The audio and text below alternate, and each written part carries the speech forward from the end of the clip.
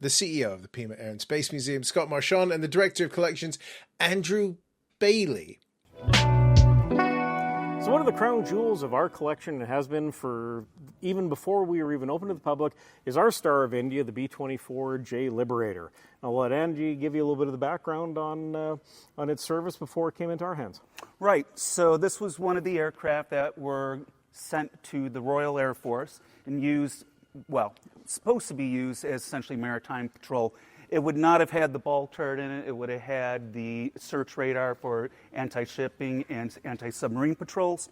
As far as we can tell, it never actually got assigned to an RAF squadron when it was over there. It probably went to a replacement depot, or if it did get assigned to squadrons, the paperwork never got caught up with it, because we've been told that it was assigned to a couple squadrons, but we've gotten the records for both those squadrons, and it doesn't show up in anything. No, and people smarter than us on this airplane have researched for 40 years trying to establish its history and have come up empty. So the best we can do is pick it up where it left off after the war, and it was one of the better airframes that was left behind in India and continued on its maritime reconnaissance with the RAF until the fall of the Raj, when the English abandoned India. 18 of these aircraft were left behind. They were gently demilitarized by having their wheels retracted and set on trestles at Pune Airfield and walked away from.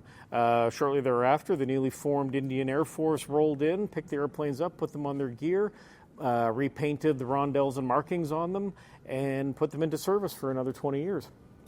Right, and then it was 1968, they started retiring them, replacing them with Russian Bears. And we, as a fledgling museum that wasn't even a museum yet, was just a handful of aircraft over at Davis Mountain Air Force Base, and with the board of directors. The Indian Air Force sent out a call around the world saying, hey, we have these aircraft that are retiring. Anybody who wants one, they're free to be taking, but you got to get over here and get them out of here, fairly efficiently. So Rhodes Arnold, who was one of our founding energy sources here, sent a letter expressing our interest. We were granted permission, and he sent a delegation over, and they picked the best of the lot, and then set about amassing the resources to get it back here. They ended up getting the fuel sponsored by Union 76, and there were several reserve pilots across the street in Davis Mountain Air Force Base who had actually been Liberator crew during the war, who volunteered to do the ferry flight. Right. So, they picked it up, and this was before any of the other major museums picked up any of these. So they got their volunteer crew. Rhodes Arnold went out for part of the flight, and they started heading west, which required them to, fly near and or over Pakistan, which apparently, the story goes, a couple of Pakistani F-86 Sabres intercepted the aircraft, wondering why there was an Indian maritime bomber flying over their space. Yeah, so they actually started a gun pass, and probably would have been shot down had the American crew not put two giant American flags on the vertical stabilizers on each side of the airplane while leaving the Indian markings on it.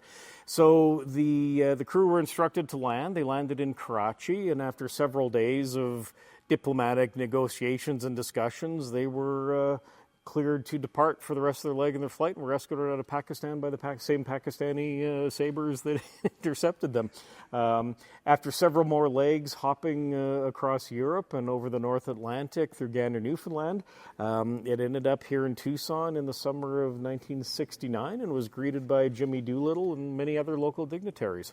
Right, and its last stop before coming here was Dallas-Fort Worth at the same factory that built this aircraft. And so, it was one of the earliest aircraft that we acquired, and we talked a little bit about Rhodes Arnold. He really was one of the driving forces behind the collection of this museum collection in its early stages. Before him, really everything that was in the collection was mostly Air Force and Navy loan artifacts. He got us the BT-13 from the University of Arizona, Tucson High, because it was a technical aircraft for their training school. And, he was the one who really started amassing a movement to get more aircraft for this collection. And he wasn't discriminating. His ethos, and actually, the board and the organization at the time recognized that there was a lot of rich aviation history. I mean, it was the 1960s and early 70s. I mean, aviation, Wright brothers, 1903. So a lot had happened, and they were very conscious of this, and they made an expressed effort to not have us be purely a military-themed organization, and sought out commercial, civil, and experimental aircraft as best they could with the resources that they had. So the poor old B-24 sat outside here for many, many years with its plexiglass yellowing, but still loved. In the mid-1980s, as the World War II veterans groups were reaching retirement age and had affluence and interest, we got introduced to several different associations, and the 446 Bomb Group partnered with our organization in the late 1980s to help fundraise for the building that's here. So their condition of the fundraising is that one side of our B-24 be painted in 446 Bomb Group colors. Again, which is slightly fictional, and I'll let Andrew talk about the nose art. So the interesting thing about this nose art is this is supposed to represent an aircraft that was the lead aircraft on D-Day, and that's what that 6 bomb marker is up there. Yeah. And I believe they were the lead group for the 8th Air Force, so it would have been one of the first aircraft going over that morning. Yeah. Well, the thing daylight. In daylight. Well, yes, in daylight. Thank you, Scott. Can't forget about Commonwealth. Yeah. Now, its original nose art name was Red Ass. Yeah. And that was what the donkey was. But apparently, they did not want to report Red Ass in the newspaper articles and stuff like that. So Bungay Buckaroo was actually kind of like the nickname of the unit's mascot. At their base, they had this huge mural of a cowboy on a horse, out in the southwest somewhere, and he was called the Bungay Buckaroo because Bungay was their home station. So I don't think there was ever actually a flying Bungay Buckaroo. It was Red Ass, and it was only Red Ass. But I think for the guys, too, they wanted to have something that kind of represented everybody, yes, not just exactly. one crew. So anyway, so you get in a lot of interesting things when it comes to paint schemes in a museum sometimes, because it's not all as straightforward as one thinks. Yeah, but on the starboard side of the aircraft, we preserved it in Indian Air Force 6 Squadron markings as it arrived. The airplane is as it arrived. It had its complete military configuration.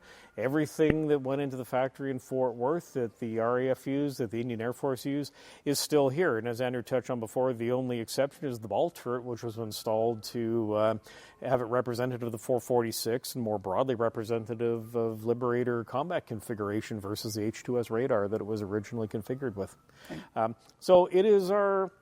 Again, it's one of our pride and joys. It's a very, very rare aircraft. I think there's, something like a half a dozen B-24Js in the world. Give or take maybe a couple more. I mean, just from the ones from India alone, you have the Canadian one, you have the Royal Air Force Museum, you have ours, you have Collins Foundation, and you have the former Talashe, now Kermit Weeks. So 5. Yeah, I think there's one in India still. Yep. And then there's a few other... The Air Force Museum has... There's several in the... Yeah, the other ones that are around were not... There's one at the Air Force Museum, one at Barksdale, one at Imperial War Museum. So we can round it up a little bit. Yeah, but there we go. So anyway, but we are very fortunate to have a very unique and diverse representation of World War II Allied and Axis aircraft presented in our collection.